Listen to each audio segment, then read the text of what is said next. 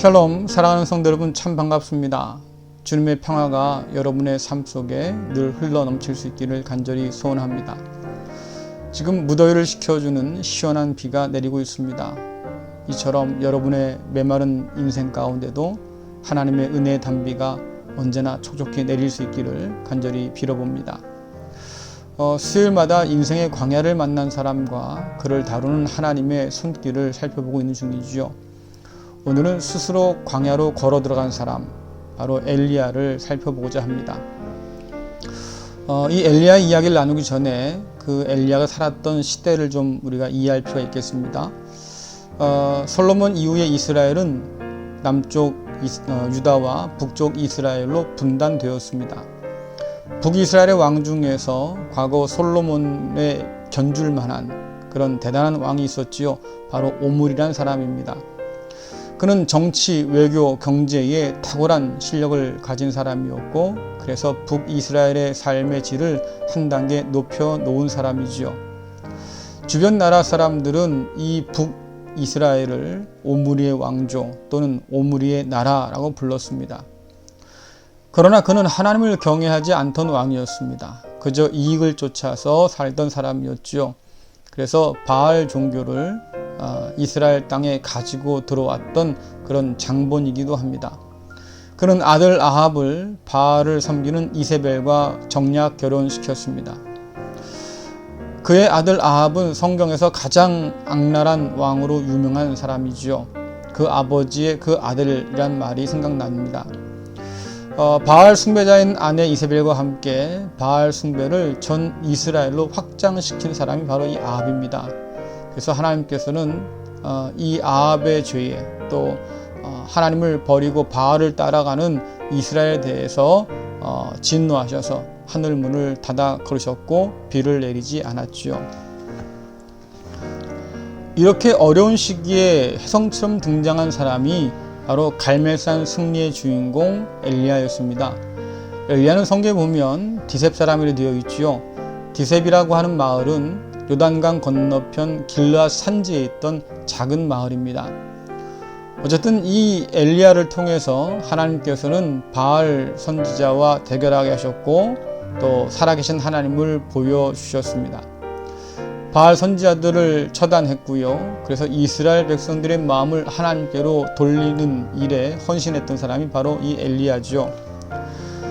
그런데 이 갈멜산에서의 패배를 서력하기 위해서 이세벨 여왕은 엘리야를 잡아 죽이려고 합니다. 사람을 보내서 반드시 내가 너를 죽이고야 말겠다고 협박을 하지요. 이 이세벨의 서슬퍼른 협박을 피해서 엘리야는 도망을 가는데 유다의 최남단인 브엘세바까지 도망을 갑니다. 여러분 지도를 보시면 아시겠지만 망명을 하려고 했다고 하면 경계를 넘어서 남쪽 유다로 피신만 했어도 상관없었을 거예요.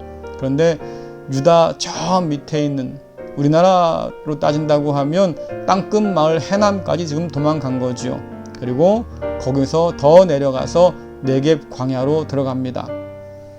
여러분 얼마나 겁먹었으면 그 멀리까지 도망갔을까 싶어요. 우리나라 표현에 의하면 꽁지 빠지게 도망쳤다 이렇게 표현할 수 있겠지요.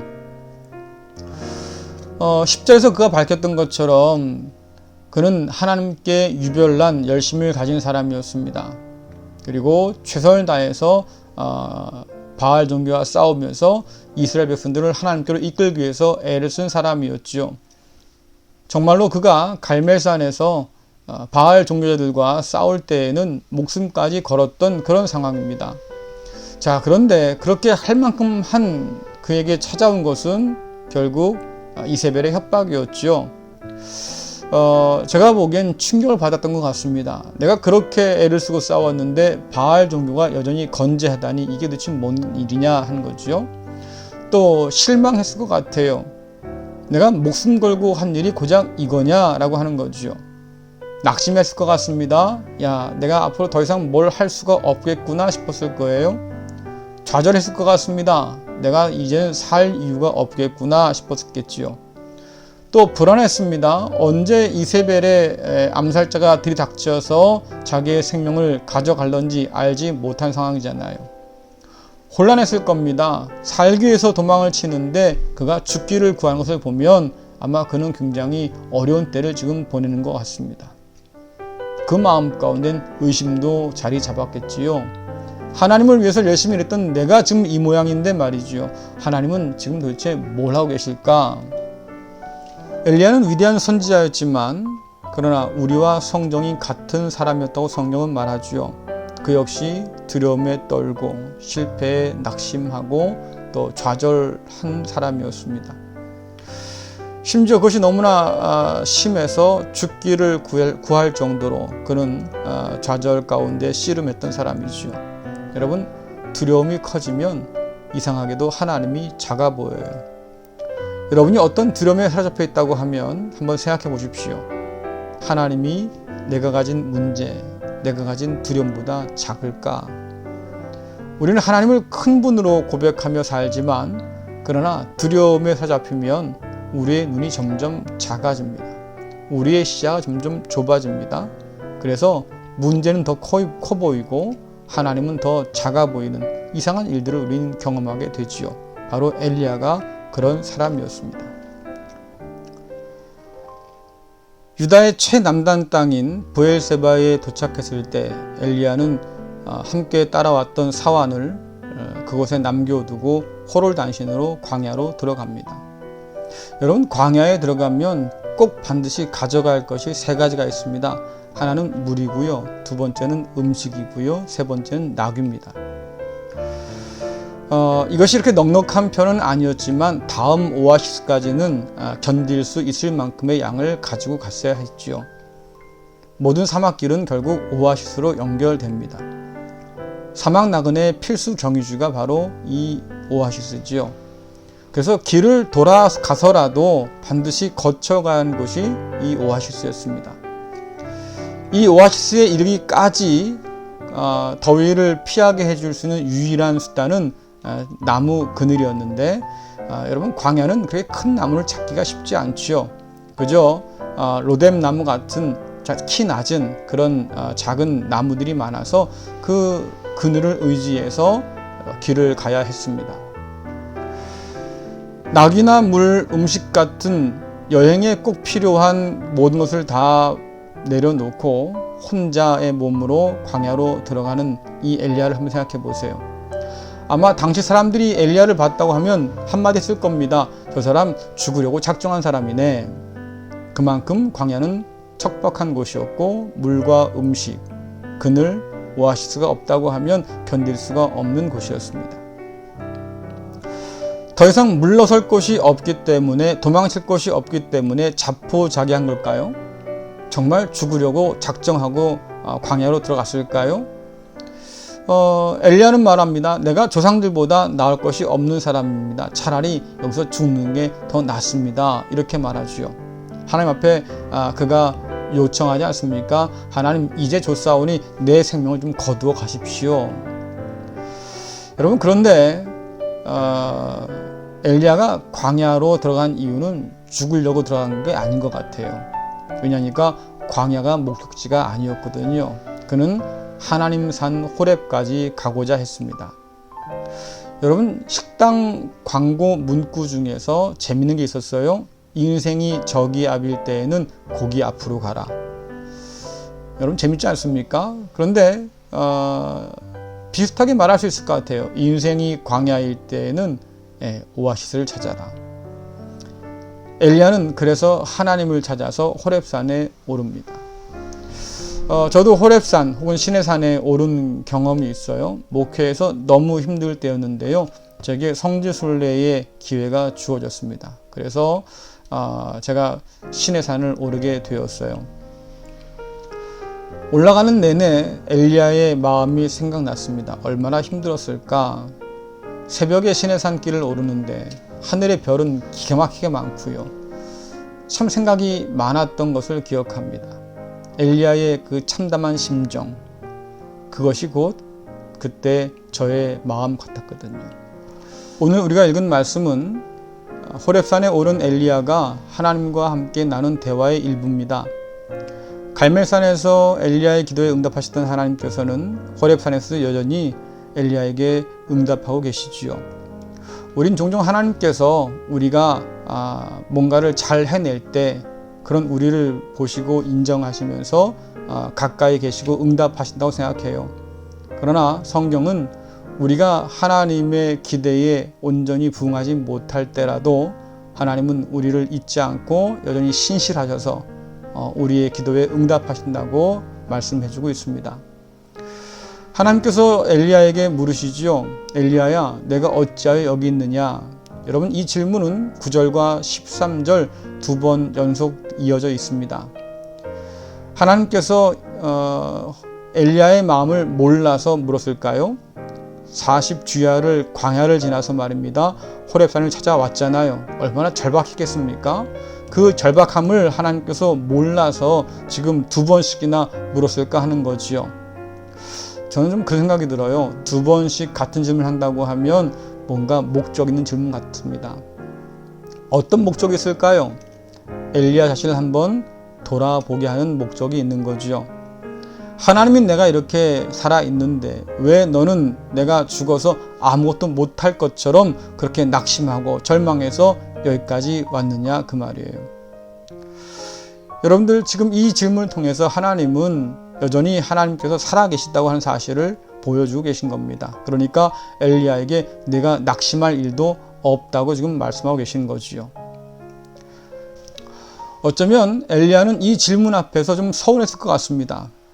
내가 얼마나 하나님을 위해서 애썼는데, 그래서 하나님을 위해서 내가 목숨까지도 아끼지 않고 말이죠, 내놓고 살았는데 어떻게 나한테 이럴 수 있을까 말이에요. 수고했다, 고생했다, 내가 내 수고를 잘 안다 말이죠. 이렇게 위로해도 시원찮을 판에 여기 왜 왔냐고, 내가 어쩐 일이냐고 이렇게 말씀하시면 여러분 섭섭하지 않겠습니까? 그런데 하나님께서는 엘리야에게 오히려 지금 책망 대신에 그가 붙들 수 있는 놀라운 희망을 주고 있는 거죠. 나는 죽지 않았다는 거예요. 바알이 승리한 것처럼 보이지만 그러나 내가 진 게 아니라는 거죠. 결국 하나님이 승리할 날이 온다고 지금 말씀하고 계신 겁니다. 하나님께서는 엘리야에게 내가 여전히 살아있고 또 이스라엘 백성들을 위해서 내가 지금 일하고 있다고 하는 것이고, 그것을 내가 믿는다고 하면 여기 있을 것이 아니라 바로 네가 떠나온 그 자리에 있어야 할 것이 아니냐고 지금 말씀하고 계신 거예요.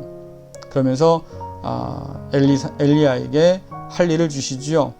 내 후계자로 엘리사를 세워라 하는 것과 이스라엘 다음 왕으로 예후를 세우라고 하는 것과 아람의 다음 왕으로 하사엘을 세우라고 하는 겁니다. 엘리야의 사역은 거기까지인 거지요. 지치고 낙심한 엘리야, 이제는 쉬기를 구하고 죽기를 구했던 이 엘리야의 기도에 하나님께서 응답하셔서 그에게 새로운 사명을 주시고 또 감당할 자리로 다시 돌려보내고 계십니다. 그럼 하나님께서 하신 말씀이 뭡니까? 넌 혼자가 아니라는 거예요. 바알에게 무릎 꿇지 않은 7,000명을 내가 남길 것이다 하셨습니다. 때때로 어떤 사람들은 그래요. 숨어 있는 사람보단 이렇게 엘리야처럼 말이죠, 나서서 싸우고 뭔가 하나님의 일들을 감당하는 사람이 중요하지 않겠냐. 숨어 있는 7,000명이 도대체 무슨 소용이 있겠냐, 이렇게 생각할 거예요. 여러분, 근데 하나님 생각은 그렇지 않습니다. 땅속으로 숨어든 지하수를 여러분 아시죠? 그 지하수로 숨어들면서 걸러져서 맑고 깨끗하게 바뀝니다. 그리고 그 물이 흐르다가 샘으로 솟구쳐 오르지요. 마찬가지입니다. 바알에게 입 맞추지 않고 또 절도하지 않은 7,000명의 사람들, 하나님이 남겨놓은 사람들, 그 사람들이 결국 이스라엘의 새로운 희망이 될 만한 사람들, 남은 자들이죠. 그들은 그냥 있는 사람들이 아닙니다.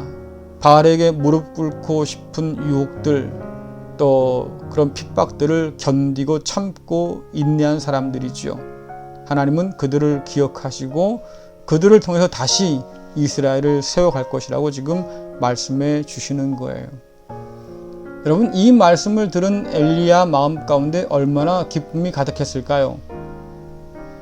실망하고 좌절하고 낙심해서 그렇게 애쓰고 수고했지만 남은 것이 하나도 없어서 그는 광야 40일을 걸어서 하나님을 찾아왔습니다. 그런데 그 하나님께서 오아시스가 되어 주셔서 지금 엘리야에게 시원한 물 한 바가지, 소망의 물 한 바가지를 지금 선물하신 거지요. 내가 그냥 혼자 있는 것이 아니다 말이죠. 내가 아무 계획 없이 그냥 주저앉아 있는 것이 아니다 말입니다. 여전히 나는 너를 통해서 또 남겨놓은 7,000명을 통해서 이스라엘을 새롭게 세울 것이라고 하나님 말씀하고 계십니다. 이 약속을 받고 이 말씀 받고 엘리야는 다시 호렙산을 내려옵니다. 이세벨의 위협은 계속되고 있고 또 이스라엘 백성들은 여전히 바알에게 마음을 뺏기고 있지만 그러나 하나님과 함께 다시 사명의 자리로 돌아가지요. 다윗이 시편 3편 6절에서 그런 고백하지요. 천만인이 나를 애워싸 진친다 하여도 나는 두려워하지 아니하리이다. 여러분 어떻게 그럴 수 있겠습니까? 아무리 천만인이 크다고 하지만 그러나 하나님보다는 작기 때문이지요. 아무리 그들의 함성이 크고 위협이 크다 할지라도 그러나 하나님이 더 크신 분이기 때문에 그렇습니다. 여러분들 하나님을 작게 보는 그런 두려움에 속지 말기를 간절히 바랍니다. 우리를 속이는 삶에 속아서 낙심하지 않기를 바랍니다. 하나님은 변함없는 분이시고 우리의 광야가 만날 유일한 오아시스와 같은 분이십니다. 그 하나님 만나고 그 하나님을 찾고 찾을 때 하나님께서는 약속하신 것처럼 저와 여러분을 만나 주셔서 새로운 샘물을 허락하여 주시고 또 삶의 산 소망을 더하여 주실 겁니다. 어려운 날들이지요. 메마른 날들입니다. 엘리야처럼 우린 광야를 걷고 있습니다. 그러나 그곳에 오아시스가 되시는 하나님 붙들고 이 어려움들을 넉넉히 이겨내시고 우리에게 맡겨주신 귀한 사명들 잘 감당할 수 있기를 간절히 바랍니다. 기도하겠습니다. 참 좋으신 하나님 아버지 감사합니다. 우린 때때로 삶에 지치고 낙심해서 주저앉기가 쉽습니다.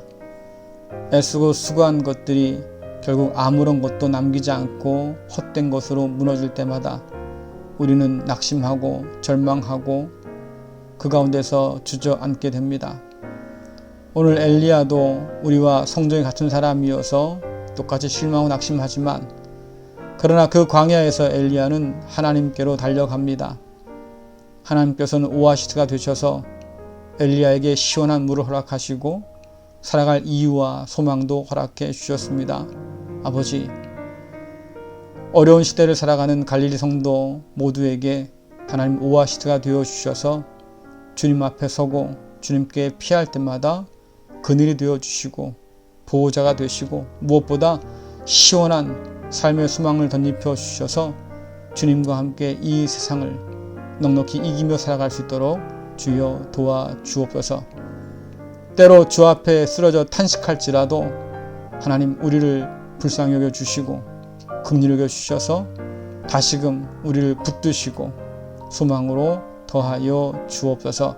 예수님의 이름으로 기도드리옵나이다. 아멘. 내일이 한국전쟁 70주년 되는 날입니다. 그 어느 때보다도 한반도의 긴장이 고조되고 있는 때지요. 여러분들 한반도의 평화를 위해서 애쓰시고 또 기도해 주시기를 부탁드리겠습니다. 더 나아가서 통일이 되어서 실향민들과 또 이산가족들의 눈물이 그칠 날이 속히 오기를 간절히 바랍니다. 여러분들 이어지는 기도 제목들 보시면서 함께 기도하시면 참 좋겠습니다. 주일날 건강한 모습으로 여러분 뵙기를 원합니다. 감사합니다.